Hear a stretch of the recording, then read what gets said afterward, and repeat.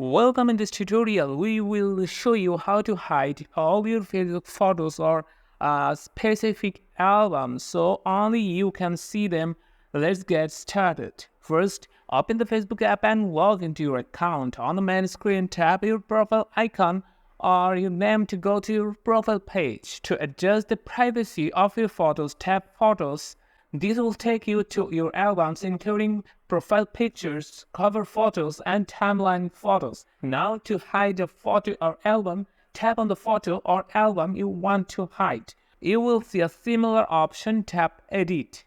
And under Privacy, select Only Me. This will hide all photos within that album from others. If you want to hide all photos at once, remember you will need to repeat this step for each album and photo, as Facebook doesn't currently offer a one-click hide all photos feature. And that's it. Now you know how to hide all your photos using the Only Me settings for extra privacy. If this video helped, don't forget to like and subscribe for more quick fixes. Thank you so much.